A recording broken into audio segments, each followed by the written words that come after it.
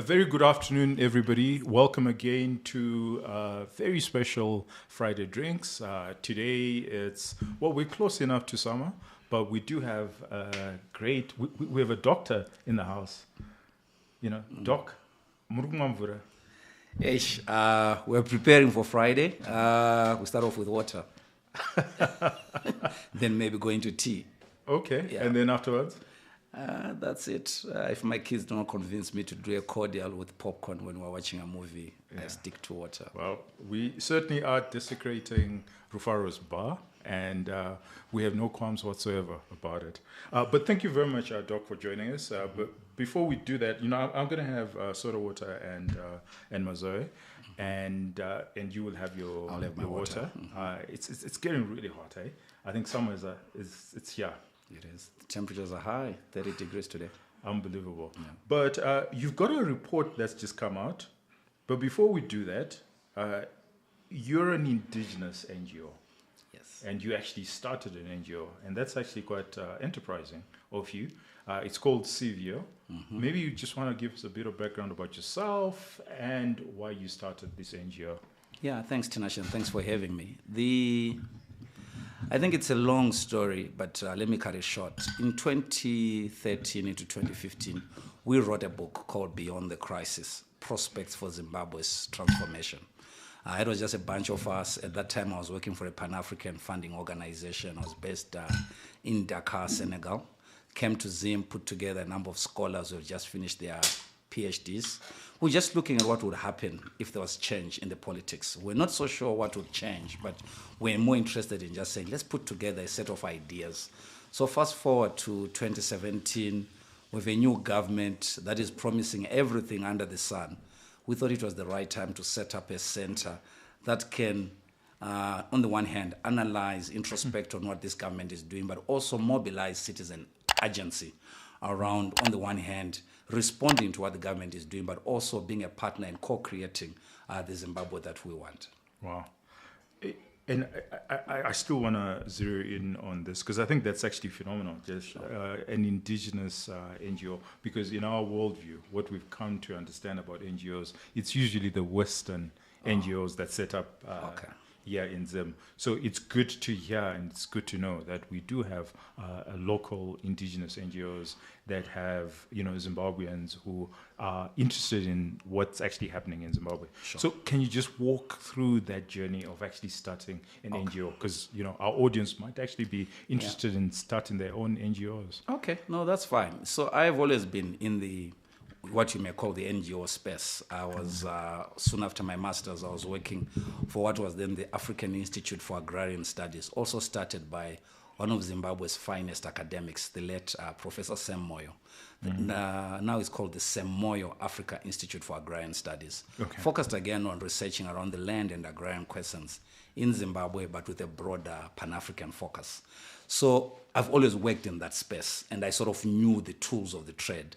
When I came back after I finished my assignment at Trust Africa in Dakar, I then moved here, and by some form of accident, I lost my mother during that time, etc. And I was trying to find a way of honoring my mother. I had to build an organization in Zimbabwe that also responds to the challenges that we're facing as a people. Because my mother had always challenged me to say, you are always traveling, you are never in the country. How then are you going to contribute towards your own country? So I felt like this was one of the ways of doing it. At that time, setting up an NGO was easy. You go to lawyers, you set up a trust, and that's it. And for others, they would go through the PVO route, the private voluntary organizations route. That takes a bit of time.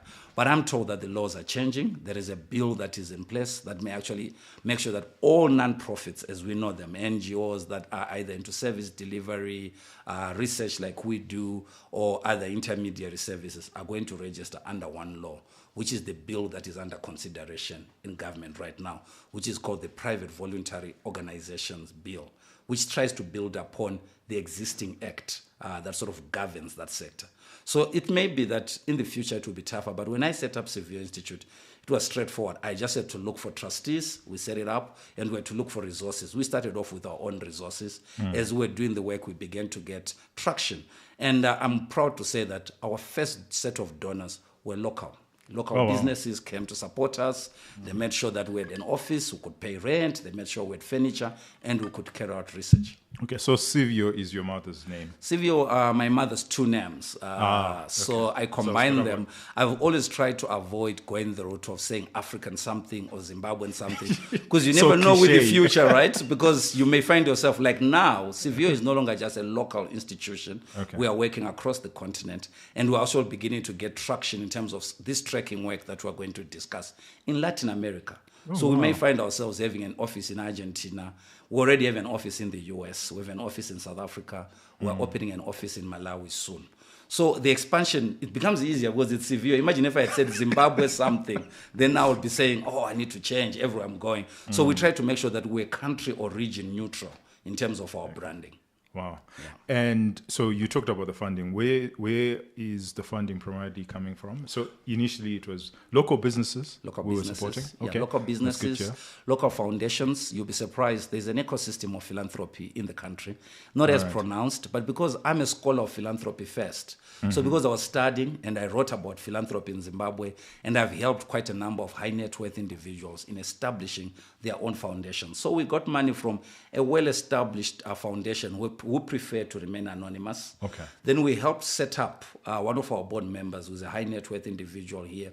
We helped them set up their own foundation. And in the process, they also invested in our work. Then we've also been getting small grants from different individuals. If you go to our website, there's a donate page. I think we're one of the few nonprofits that actually believes in individual gifts. So we get people, because it's easy to get big grants from big donors. We also get those, but we've always wanted to say we need to make sure that Zimbabweans are mobilized, or whichever country we're working in, they are mobilized to the cause. They are mobilized to supporting the change that they want to see. Right on, right on. Okay, well done. Thank you. Congratulations for doing this. This is fantastic. So I actually didn't know that you guys, I've read a number of your reports, and this one was particularly interesting in its headline. Okay. You know, and it says rhetoric and reality. That really caught my eye. Okay. It's like, oh, did you come up with it? We try to come up with these catchy titles. The other one, I think it was for the 2022 report. It was called Dancing on the Same Spot. This one is really like, we are challenged. You know, the government's PR machine has portrayed this current government as if it has resolved almost everything. We're literally in the place or the period of end of history in terms of Fukuyama. To say everything is resolved, where things were not working, we've made sure that the Second Republic has fixed. So we said, what is the reality and what is rhetoric? So then our work is to try to undo that, to open up and begin to see what exactly has been done and what exactly is just being talked about but has not been done. Okay, fantastic. So, and as I've been told often, is I should start with the nice things. Okay. So I can tell you what I like about the report is just the way you've structured the report. Thank you. And the way you've gone into depth, and you've really looked at, you know, all matrices, metric that anyone can actually think of. If you think of the social services, if you think of the economy, if you think of democracy, if you think of governance, you know, anything you can think of, you have thought of it, and you've produced a manner in which someone can actually sift through. That's number one. Number two is you're not making things up. You're saying this is what they said. This is what they said they will do. And we're just purely tracking what they have said. So if they haven't said it, it's not part of our report. Sure. Have I also correctly captured the essence of the report? You've actually made my task easier. Because half the time when we're invited to discuss the report, people then begin to try to ask us things that are not in the set of promises that we're tracking. And we always say to them, eventually we'll get to be able to broaden to that. But the task of the report is to present findings of the online tracker that we keep, which has been tracking since the day of inauguration of President E.D. Mnangagwa up until his first anniversary in his second term. So we're literally confined to that. But because he is not, he's not a new president, he's been a president in the previous term, we build upon it to see if there's a line, a story that is emerging. But literally what we're just doing is to be confined to the discipline of tracking and reporting on that. Fantastic. So that's the good thing. Sure. This is just the general. Then I want you to speak to things that I'm concerned about as far as your report is concerned Sure. and your methodology. Sure. I didn't get to see the weightings. Okay. So, okay. How are you actually weighting an individual aspiration, for example, or are you it's just ticking boxes? You're just saying, okay, they promised 10 things, they achieved 8, so we'll give them 80%. Because I would want to, because I'm pedantic like that. Or, some of your researchers would then, if they pick up this report, let's say 10 years or 50 years time, they would then want to get into the weeds to your methodology to say, can you please weight it, or how did you weight it? And if I were to change the weightings, can I get a different result? Okay. So the methodology is very elaborate, and it's developed over time. We've been refining it over the years. So we say for every action that we record, we weight across 8 indicators. And some of these I have to do, is this a new policy? If it is this a new, have resources been allocated? Does it have the right agency in terms of government department doing this? I'll give you an example from the previous era, then I'll go into what we have. Okay. There was a time when government made this commitment around a certain number of houses. Then we sort of challenged in the first report to say, how can you have a target to say you build 1 million houses over 5 years, but you don't even have a department responsible for it? So in the next year, government set up a housing department. Then we went again and said, but look at the budget you have allocated to that unit. It had a budget that was equivalent of a house in Mount Pleasant. That's all they had. So we began to say, in terms of scoring then, we begin to say, it does not have resources, the agency is not well equipped. So either you get a perfect score for every line. Is it a new policy? It's either 1 or 0. Is it a new strategy? Have resources been allocated? Is there sufficient mechanisms for coordination with other government departments? If there's no framework, we actually rate it either as 1 or 0. Then is it a complete action? Because what we noticed in this report, and those from the ruling party who have come to write about our report have complained that we've been unfair at times. Because if you read the daily, the state-owned daily, it would say that government has completed 7,000 actions in this year alone. Then you try to go into those. Some of them are announcements of what government is going to do. Some of them, they've broken down policy actions into small bits. So it could be a ball at a clinic. Then you say, honestly, for a government, you can't be bragging about a ball. Then number 2, it could be that when you're building a stretch of a road, like where we are, when you're building a stretch of a road, you say the road is 100 kilometers, but then you have done 20 kilometers. You bring in the minister to officiate that 20-kilometer patch. Then we say, no, the road is not complete. So there's that thing of saying, like I'm saying, that we are in a season of heavy PR, and the PR machine is making it look like, honestly speaking, there's no need to talk even of the opposition, talk of analysis, because this government is on steroids in terms of performance. That's the rhetoric. Then we begin to say, let's go back and look at it to say, what exactly have they done? So there are lots of announcements, lots of policy intentions, but nothing has been done. It sounds like propaganda. Yeah, well, look, it's a government run by politicians. You would expect that. Okay. So again, a criticism on the methodology is, so you're looking at it from an objective perspective, and from what you say, the methodology is also equally objective. You've set up certain standards and benchmarks, but there's obviously with any report, there's a bit of subjectivity, right? And I'm interested and keen on, can government also give its feedback, where they sit down with you and they say, this is how you're measuring it, this is what you're doing, but actually this is how we look at it from our perspective.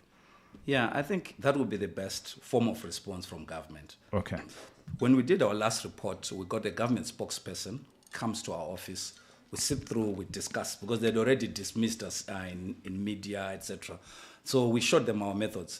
The first response we got was, His Excellency could benefit by having this dashboard in his office. Because if you look at our dashboard, this report is a culmination of an online tracker that we keep alive throughout the year, where we daily track what government is doing and we show how they are performing. So when they came, that was the first comment they made, to say, His Excellency would benefit from this than the one that we currently have. We don't know what monitoring mechanism they have, but we are told that the president is interested in monitoring progress. He's interested in knowing that what is being told by his lieutenants, these ministers and permanent secretaries, is actually the truth. So that's number one. Number two, for us, our other criticism would be, what is your source of information?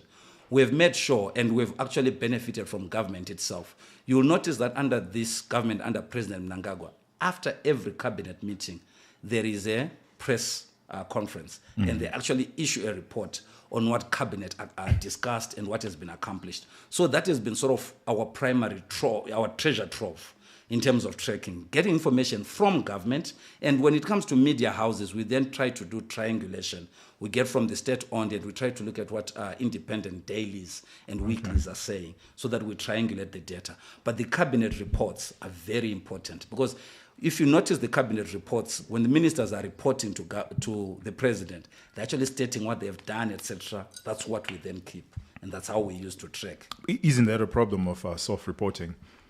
That's the challenge with this work, because we then begin to say, let's use the roads one. Is there independent verification that government has actually done the 50,000 kilometers of roads or the 5,000 kilometers of roads that they say they're doing?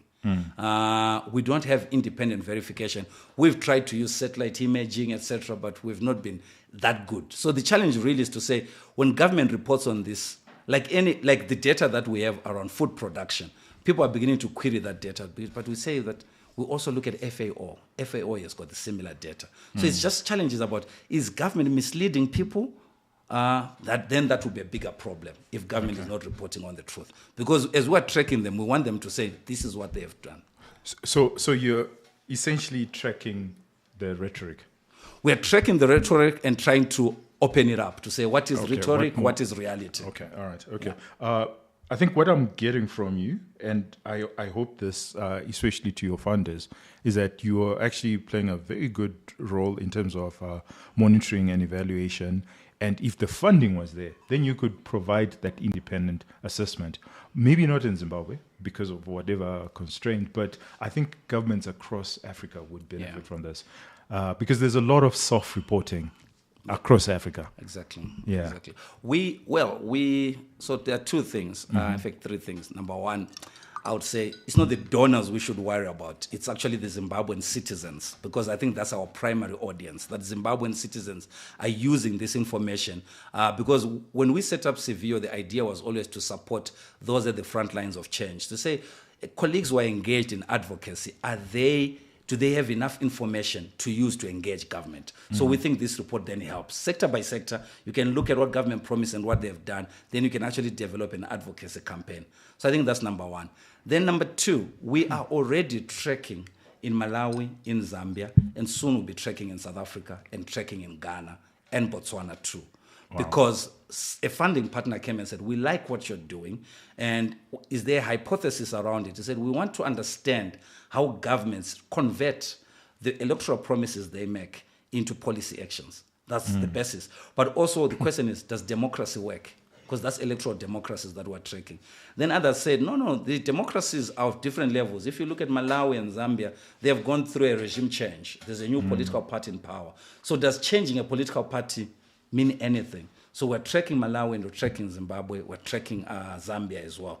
So in there, when we produce that 3-country report, it's going to be interesting when we begin to ask those questions to say, how about political parties that have not changed? How about where political parties have changed? Okay. Then thirdly, related to this report, every year we go out into the field and we do what we call a citizens' perceptions and expectations survey, where we actually ask citizens if they are satisfied with government performance. So what we have seen so far is there's a misalignment between what government thinks are priorities and what citizens think are priorities. So the challenge is to say, when do we achieve consensus? Because government's agenda is not necessarily informed by what citizens want. That's the real challenge. You'd assume that that's actually what it should be, because remember, it's government for the people, by the people. Yeah, but you see, this is so it starts off from the perspective of saying, if you are tracking a manifesto, to what extent were consultations held to come up with a manifesto that you say, this is a winning manifesto. If we run with this manifesto, we'll win an election. So in many elections, we actually realize that a manifesto is an elite process. Very few experts gather together and they write what they think citizens want. And normally, because most of us here in Africa, if you ask, did you vote on the basis of the superiority of ideas in a manifesto? There are very few people who would say, oh, I actually went through that 400-page manifesto and then I made the decision to vote. So we actually realized that there's something that is a game. We're engaged in some form of mimicry. You know what I mean? We're trying to mimic what happens in the West. So the place of these promises and how they align with citizens is a very important starting place of saying, how do we create consensus between elites in government and citizens that they govern? Okay, all right.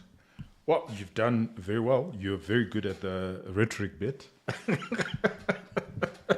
But yeah, you've managed to convince me that I thought I was going to, poke holes in your methodology. Sure. But I think you've managed to convince me. And what I would just add is just please put it in the report because there are people.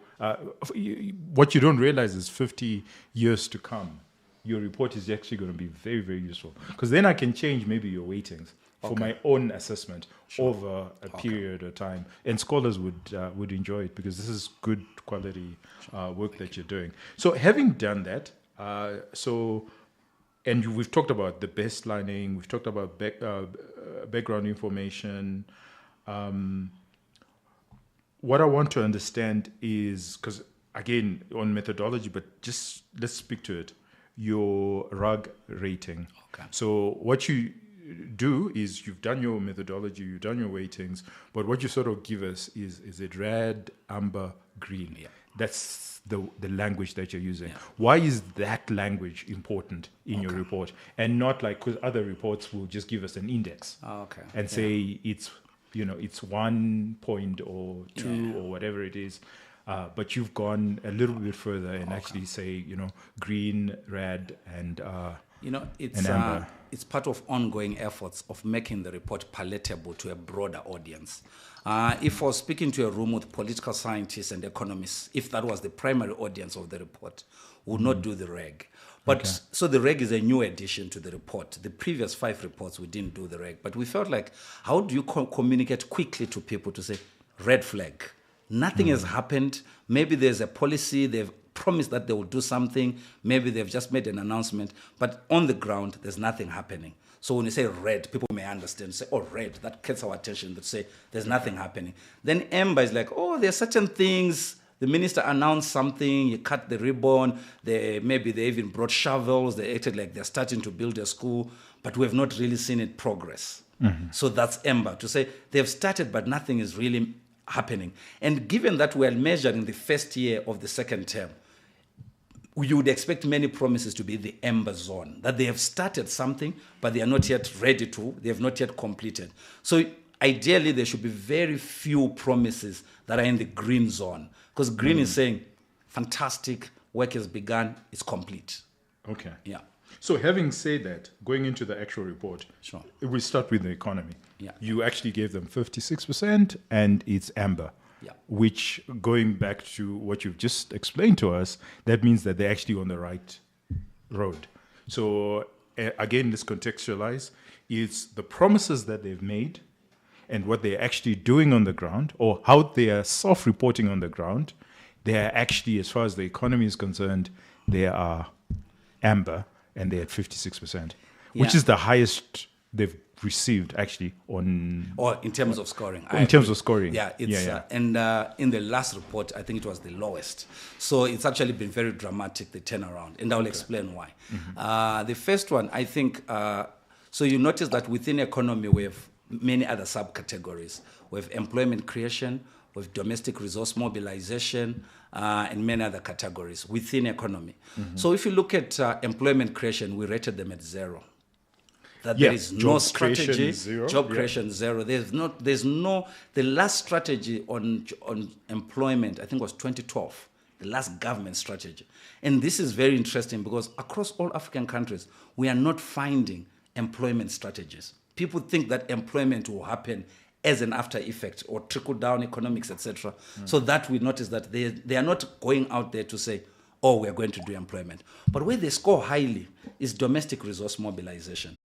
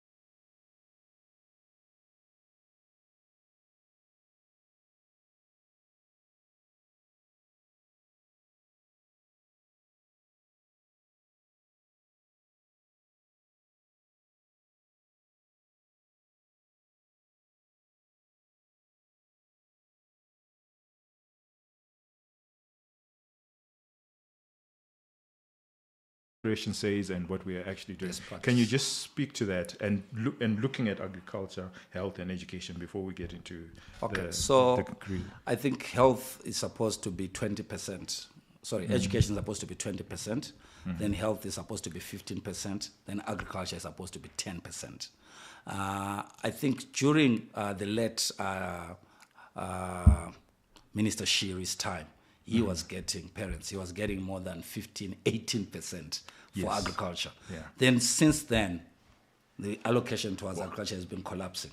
Now, I think the last time we got 12% was in 2 years ago. In the previous terms, it's been less than 10%. That tells you the importance of what we call political capital in government to lobby for your own ministry. Because it's a contest, everyone is presenting their plans to say, Minister of Finance, this year I need more money because I want to do this. Then the Minister of Finance has to juggle around the different competing interests amongst ministries. But what we have seen is health has been over the years in terms of saying, it's one thing. Up from 25% of our kids are out of school. Yeah. And this is as far as education is concerned. Yeah. A decade ago, education used to contribute 6% of our GDP. Yeah. There's a particular graph that you guys actually did, which I thought was very important, where you actually show us the contributions to GDP of especially the social services sector. And now education only contributes 2.8%, speaking directly to being underfunded. Yeah. And kids are no longer in school. And this is a big worry. It is. Look, so we have two problems, at the bottom and at the top. At the bottom, our kids that are out of school, if you just look at how they end up, and the new dimension of the crisis we added the issues to do with drugs and all other social ills. And also, but you know that you're not giving these kids a chance at all. In the absence of education, there's no chance. They have no chance. So that's one, and that's why it has to be arrested and dealt with. And normally, this is where you get the non-profit, the international aid organizations coming in to try to buttress, support school fees, etc. But there's another worry at the other end of the spectrum. We are in September, the month of graduation. 8,000 graduates at the UZ, 10,000 maybe at MSU. So all in all, the state university system is going to produce close to 25,000 graduates by the end of this year. And yet the market, if it absorbs 5,000, we're lucky. You go to restaurants now, you're being served by youngsters with degrees, but they are waiters. You go to filling stations, youngsters are filling your tank with degrees. I came across a youngster with a master's in finance from NAST, who's pouring fuel at a service station. That never used to happen. But now you can tell, it goes back to the point I talked about, the employment strategy. Because if we started off with an employment strategy, maybe we would have reduced the number of universities we have. Maybe we would have looked and invested in the blue-collar economy instead of white-collar. We have looked at maybe more polytechnics, people that we can actually train people to produce goods rather than to work in the service sector, etc. But at the moment, this is the real thing to say, is there coordination, is there a cluster in cabinet that is seized with this problem of employment of our youths? Because everywhere we're seeing in Africa, this is a time bomb that we're sitting on. Yeah, because you also do work in Malawi, this is a personal favorite of ours because it's hilarious because almost everybody identifies as a farmer in Zimbabwe, and you'd think that we'll be good at it. But it turns out we only produce, less than, our yields are some of the lowest in Africa. Yeah. Less than a ton per hectare, when others are doing more than 2 tons per hectare. Yeah. And I want to speak to the rhetoric. You picked up on when Minister Shiri was the head of agriculture. Sure. And then we had Command Agriculture. So the rhetoric was Command Agriculture. That was going to revolutionize agriculture. Well, that turned out to be a dud. And then we had Fumvudza rhetoric. And that has now died. We're going to get another rhetoric. But we're still not producing. So it's like so much yappering, so much propaganda. But we're not producing. Why is there that disconnect, especially with agriculture, where, first of all, we all identify as farmers somewhat. Second of all, people put a lot of resources into farming. Why are we still not producing? Yeah, there are two things, then I'll come back to this. So there used to be a 10-ton club in Mashonaland West and Mashonaland Central, the large-scale commercial farmers who used to produce 10 tons per hectare. And it's been tough for us to recover those kind of yields. But I take I'm a bit more positive than you, slightly. I take I respect the recognition that the head of ADA received at the recent Agriculture Summit in Kigali. Okay. They were recognized and they were given the Africa Food Prize around the production of wheat. And that Zimbabwe all of a sudden is managing, Zimbabwe and Ethiopia are managing to produce a surplus of wheat. So that was recognized. But coming back to the issue around productivity, I think that's a sweet spot right there. Because I think what we have accomplished is just the fact that, now I can farm. We're yet to go into the economics of farming. So the economics of farming is a very technical ecosystem we have to think about. So we're talking earlier with my colleagues at the office around agricultural pricing policies. And so that's one side of it, agricultural pricing policies. To what extent are we creating incentives for farmers to actually increase yields? Yeah? Because like you said, when you subsidize, maybe people don't see the economic value. But I noticed that Command is dying now. It has moved into a private sector bank. There's a product that is coming out that may support that. But maybe when our farmers are made to be responsible businessmen, starting off with actually receiving inputs on a commercial basis, then they can also begin to make business decisions, not farming as a hobby, but business decisions. That's number one. But number two, the elephant in the room is that our land sizes are too big. People don't want to admit that. So if you look at the moment, many of the research is, my first training was in land and agrarian studies. Yeah. My PhD is actually in that area. So when you look at the amount of land that is being utilized on a farm, it's usually in the region of 30 to 35%. But people are sitting on 200-hectare farms, 50-hectare farms, but they can only use so much. But we make an argument in a policy brief that we write to say that the only way of resolving this is, given the government's commitment to a global compensation agreement, to say we're going to compensate the former large-scale commercial farmers. We make the argument to say charge leases. Because when you are charged a lease, you begin to say, how much am I really occupying? It's like, get into the business of farming. Yeah, it's like renting a house. You begin to say, but do I really need 8 rooms? Maybe because I've got only 1 kid and a wife, maybe I only need 2 rooms. So you actually shrink to what you are comfortable with. So economic decisions are yet to hit us in agriculture. At the moment, we are farming from a perspective of enjoying it, but also bragging about size. If you go to a colleague's farm, they'll tell you that my farm ends at that mountain, at that river, but they've never been there. They're just pointing, but they've never actually walked there. So these farms, there's actually need for a new round of land allocations to begin to say, we're not kicking off the farm, but we're saying give up some of the farmland because you're not using it so that others can come. Then we begin to make economic decisions to say, I'm renting 10 hectares at a certain price. Whatever I do is to produce money that I can pay rent and I can be profitable. Because you're an agrarian scholar, and I'll take the liberty because you're actually here, and you know these things better than I do, but it's something that has been nibbling me for a very long time. So I can understand the need for land reform. Was there a need to change the land tenure? That has been the biggest problem we faced. I don't think they had a choice, because what you do with the fast-track nature of land reform, you actually suspend or make it seem as if there are no property rights. Because if you were, that's what you do as a government, yeah? Because you can set up laws. But what you would have done is, remember at independence, we entered into the willing buyer, willing seller scheme. So you had to actually discuss with the owner of a farm and buy. But now we say, no, we're just taking. So when you take, you're actually ignoring paper title that exists. So now you cannot just then give me to say, now you own this land, here's your new title. Because this is contested land. And we live in a global economy. Some of these contests are not being played out in a Zimbabwean court system. It's in Brussels, it's in other places in Europe, where there are court cases against the government of Zimbabwe for taking land where title deeds had actually been surrendered as security for investments on the farms. Remember, by the late 90s, many of the large-scale commercial farmers had moved into either flour production for export, dairy production, and new exotic things like ostrich farming.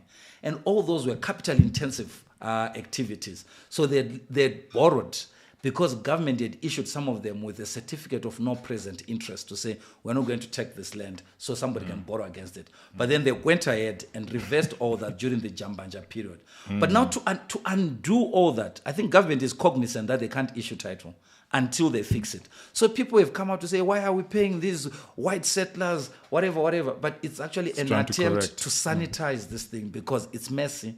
There's no one who can say, I have a title deed based on a fast-track farm that I was given by government. At law, even no bank will touch it. No bank will give you financing. That's true. Yeah. Okay, that's good. Again, I want to focus on agriculture, on the rhetoric, because it is a report on the rhetoric. Because I have to give them credit. And I have to give this government credit in a lot of ways, in that they're very good as far as the rhetoric is concerned. Because who comes up with ideas like fast-track? The jingles are still in our heads.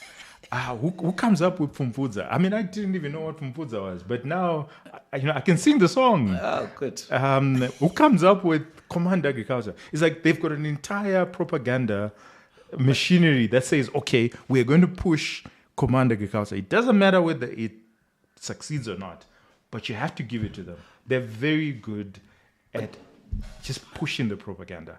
Yeah, but don't forget, this is a liberation movement. This is what liberation movements, this is how they won independence. Selling the struggle, going into the communities, creating songs. So it's always been mobilizing through song and dance. So if you look at it, I think it peaked during Jonathan Moyo's time. You know what I mean? For every campaign, there was a song, a catchy video, etc. So they do that. They're very good. So I always say to people, the communication that comes out of government and the ruling party is so aggressive, and it permeates into your head. You find yourself singing Tahane Minda, Trambeta, Kashi, all the time, because that's what they're doing. And you have to come to a place whereby you begin to say, what am I doing? You start hating yourself. Yeah, what am I doing? Where am I? Yeah, but I think this is where, but also for some reason I have a tension with that, because when I look at what the president has been saying and what we are beginning to see for some of us watching from a distance, there seems to be an attempt at getting something right. They eventually don't do it, but there seems to be an attempt. But I think it's the challenge of abusing the state. This state is not, government's treasury is not so big. But when they want something, they literally go and open the coffers and just put the money. So at the end of the day, we do not make economic decisions. We make political decisions. We want to produce wheat and we want to be wheat sovereign. At what cost? We don't calculate the economic costs of those things. So I sense that many economic decisions are being made at a political level. So at the end of the day, it costs us because we do not check the cost and benefit analysis. It's not permeating. Yeah, okay. It's not permeating. There's value in that grand posture to say we are the first SADC country to be wheat secure. We are the ones who did this, etc. We're chasing records, but we are beginning to say, how has that affected lives? How has that really affected lives?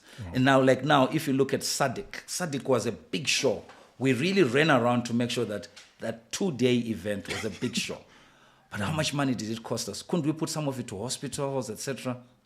Yeah. Okay. So again, you raised this thing about a political party that emerged victorious from liberation struggle and was ingrained or attuned to what was actually happening within the people, right? And with the people. Yeah. What I don't understand is it's a political party that speaks to the rural folk. Yeah. But when you look at your report, the lowest score was actually in rural development. It was 35%. Yeah. Is this again another reality of the rhetoric not speaking to actually what's on the ground? Because the people who actually support ZANU-PF are the ones who are suffering. We're in the rural areas. Yeah. Yeah. I think when I consider your report, and this is based on government's own policies. intentions. Exactly. So this is not us or you imposing. the intention. This is like, government, you say this is what you're going to do to, as far as rural development is concerned, and you haven't done much. Yeah, so if you look, I think we celebrated their dam story in the last report. They built a lot of dams. This president has been committed to more dams than the previous president. So that we acknowledge, we park there. But if you really look at modernization of the rural space, if you look at the amount that you've invested, say, in Harare, and you compare to what has gone to rural areas, rural schools are still backward, etc. And I think the inequality was more apparent during COVID-19 because there was nothing in terms of connectivity, in terms of energy deficits are still there. People still depend on firewood to survive, etc. So there's that huge gap. And you can't keep on talking about, now there's timeless delivery of inputs. Yeah? Because that's an action that was done long back. That is, so we don't revisit an action to say, they're still delivering inputs. Then we say, let's keep on giving them big marks. Because I think they were quick to change that. Because under President Mugabe, the inputs would come maybe in January, and many farmers would be complaining. But this particular president, at the beginning, made sure that inputs were delivered on time. But again, even then, you are not rethinking agriculture properly, because you're not empowering farmers. So that's why we say that on land tenure reforms, which is a promise that is in National Development Strategy 1, nothing has been done, because there's a global compensation agreement that is supposed to lead to tenure reforms, empowering people so that they've got better tenure than what they have. That has not been done. And for us, it's even worse, because no one is talking about customary tenure and the challenges within customary tenure, that no sane person can just go and invest $1 million in the rural areas because you don't have title. Wow. Yeah. Okay, so before I get into governance, which is another big talking point that you have there, there's a big win for the current government around housing and infrastructure. This is something, from a reality perspective, we see it. Yeah. Maybe it's not enough, and there is that impetus or that push to at least be doing something. It's not enough, it's costly, but as far as this report is concerned, there's been a bit of progress. And how are you measuring the progress, and what do you see as far as that's concerned? You know, if I had a dream of what I would like to see your show do, maybe one day you have either the PEMSEC or the Minister of Finance, so that they can just come here and tell us how they've done it. Because, you know, when I go across the continent, I'm asked the question, is it true that you guys are actually building these roads? Is it true that your government has done this? Then I'm like, yeah, that's what we're seeing.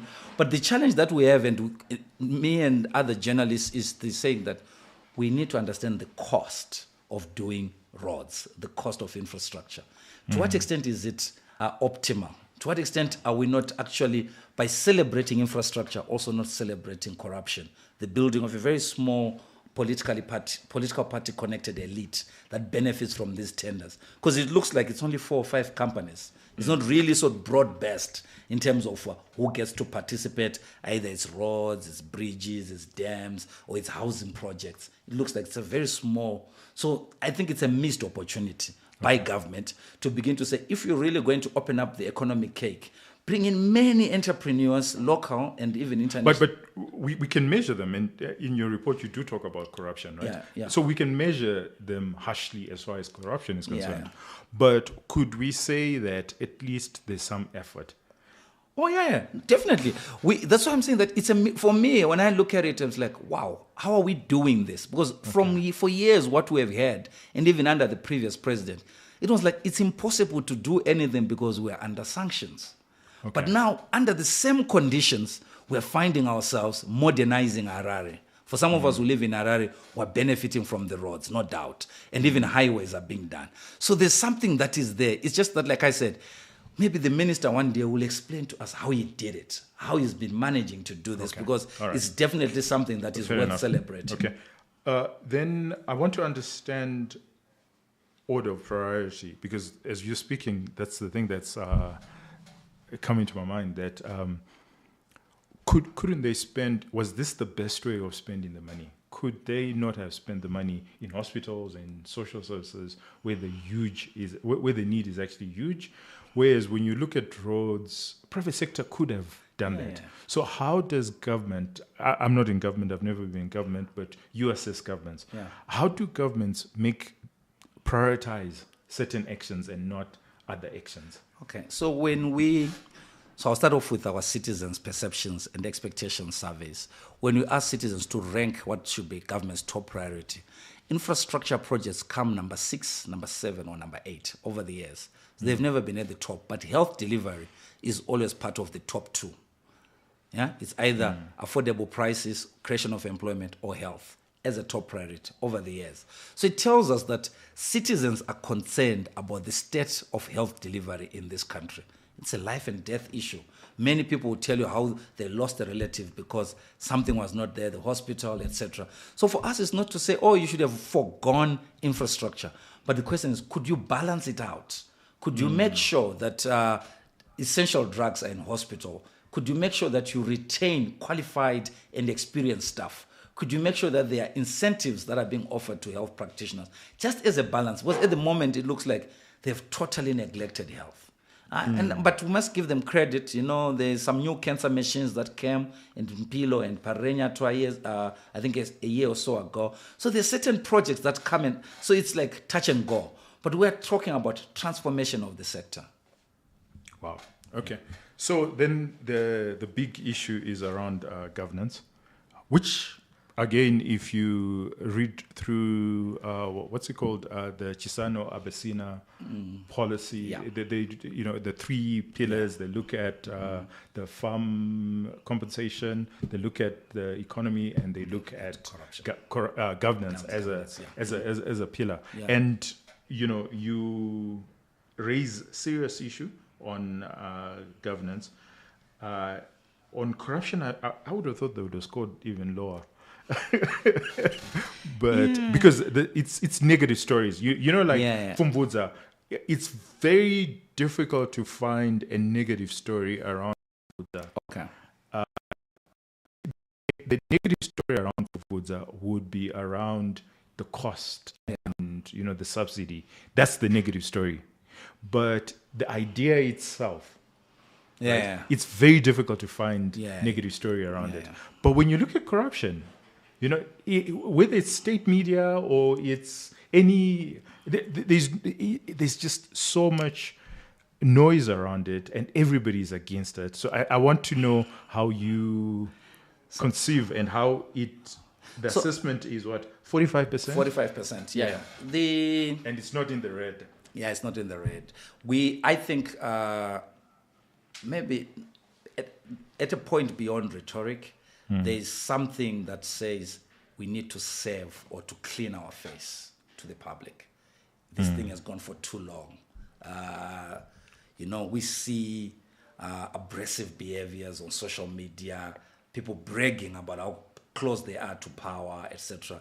And you sense that there's now beginning to be an acknowledgement within government. Even, for instance, for me to see the Auditor General's report agreeing to say, look, there is a problem, to see the former Zimbabwe Anti-Corruption Commission chairperson saying, we're losing a lot of money through corruption. So you begin to see that, and also beginning to see people talking about, because our criticism of the narrative on corruption is that we have made it to be a legal problem when it's actually a socio-legal problem, that socially we are beginning to accept corruption, which is very dangerous. So when we begin to see government saying, actually we want to make sure that there's curriculum that is teaching different sets of values in response to the endemic problem of corruption. Because I think where government has failed for us citizens is to see all the allegations or all those alleged to have committed corruption in prison. Government is not yet, some sort of conviction. Exactly. We Government haven't is seen not any giving us conviction. that satisfaction. So based on that, to everyone, they failed to deal with corruption. But when we begin to really look to say, okay, government is actually, because we're very careful in the report to cite government sources. So we cite the Auditor General a lot about what they find in the state-owned enterprises as problems of governance within there, etc., and the lack of delivery of vehicles to different ministries, etc.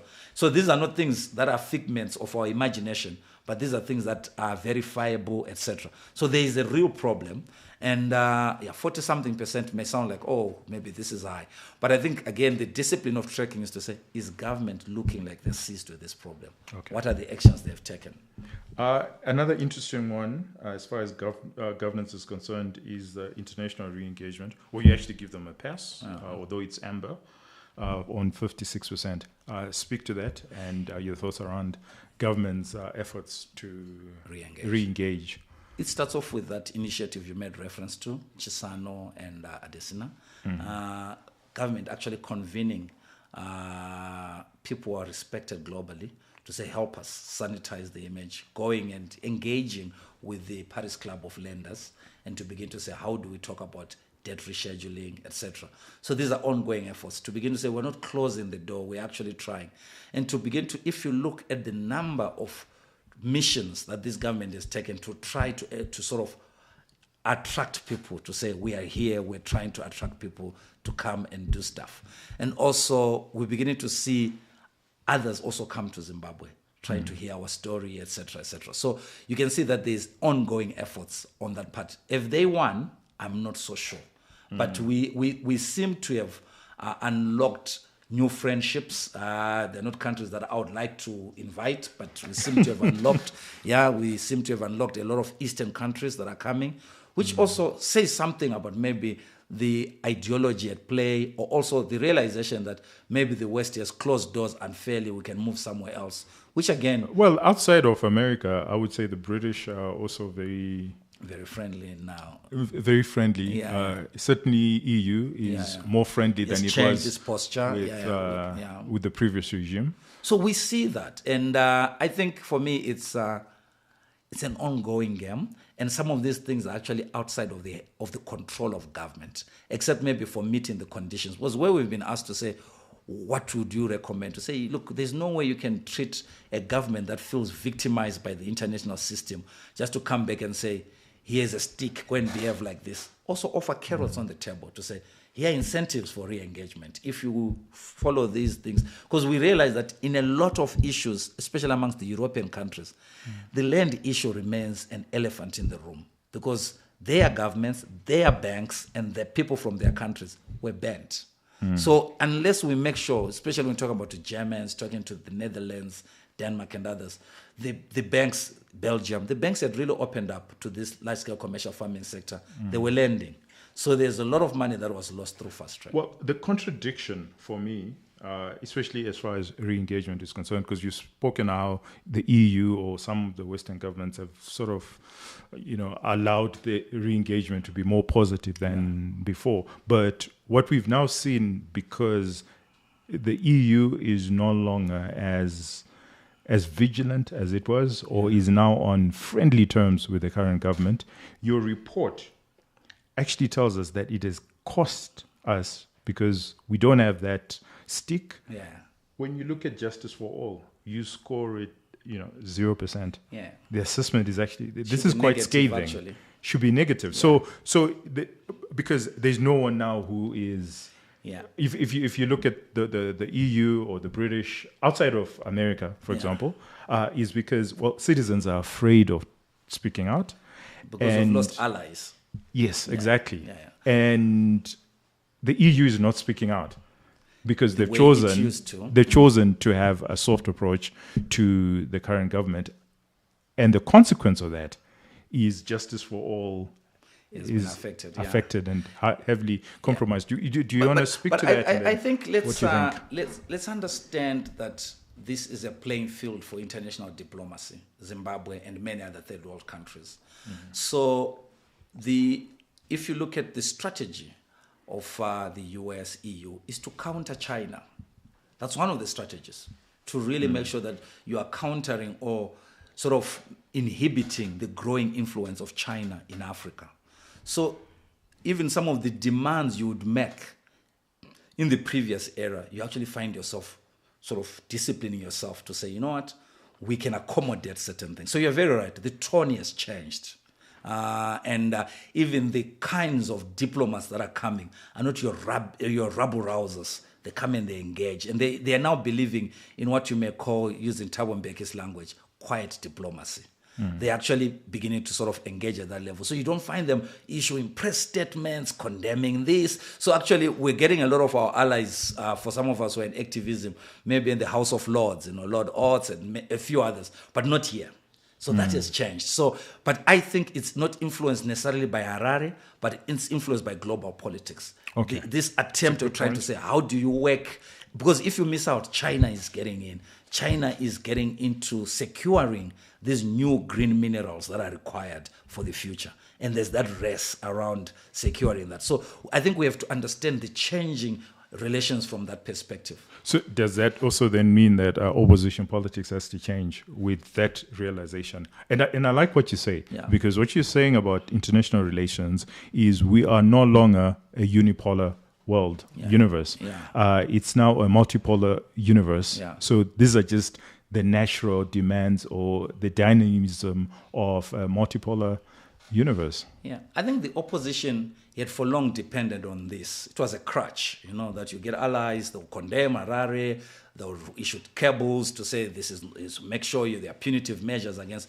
But I think the maturity of the opposition is on the test right now to say, can we still come out and still do what we're doing, or actually do it better without necessarily depending? Because remember, one of the biggest criticisms from ZANU-PF on the opposition is to say, these are puppets of the West. These are puppets. But to begin to shed yourself of that and to begin to make sure that you're actually engaging on the basis of local mobilization, local anger, local dissatisfaction. The real issues that you're bringing out in your report. So it actually needs a more deeper political strategy than the one we had. Because the one we had, we could easily, we based on sympathy. We get sympathy. Fantastic. And then let's go into, because I have you here and you do these reports and you're great at this. Let's talk about succession politics and let's look at the rhetoric and what we're hearing and what that actually means going into the future. I have never, like you said earlier, the ruling party, and I said it's a liberation movement, it's a very interesting party. So at times you get a message, it looks like it's the official message, but you get something else that is contradictory on the same day. So the president has on, I think, 3 occasions told us he's a constitutionalist, that certain things will not happen under his watch. But the movement around a third term is actually growing as well. And it does not look like it's slowing down. So you begin to wonder what exactly is happening. Well, that's why we have you here. What exactly is happening? So we are trying to understand, to say, look, is it that the third term movement is operating independently of the president, but the president is actually against it, or is now beginning to warm up to it? We don't know. Or the president is actually telling us something different. Because when you say you're a constitutionalist, what happens when the constitution changes? What happens if you manage to change the constitution? So you remain a constitutionalist, but the constitution says third term. But I think there's something else that he has said. He said he wants to retire. He wants to spend time, etc., in retirement. So I think this is beyond me, because this is where we get into Zimbabwe's kind of analysis to say, what is going on? What have I heard? From where I'm sitting, I took comfort in what the president said. But the more I listen to the third term movement that is emerging around him, I'm a bit unsettled, because I'm yet to see a more coherent voice outside of the president actually criticizing it and trying to silence the third term movement. Okay, so, and again, you're not going to get away with it. I'm going to, again, continuously push on this. I'm saying we've gone through a report where you measure rhetoric versus reality. So if there's one guy in Zimbabwe who understands when they say something and when they mean it and when they don't, it's you, because you measure this. You literally monitor and you say, you know what, when you hear them speak like this, they really mean it. Look at what they've done with the roads. We can then debate and argue on what they've done. When they speak like this, look at what they've done with rural development. They've done absolutely nothing. So even the rhetoric is not even as strong as it should be. So you're the guy who can help us Yeah. look at this and say, okay, what we are hearing is the rhetoric, but we don't have the science Yeah. to actually appreciate the rhetoric and the reality.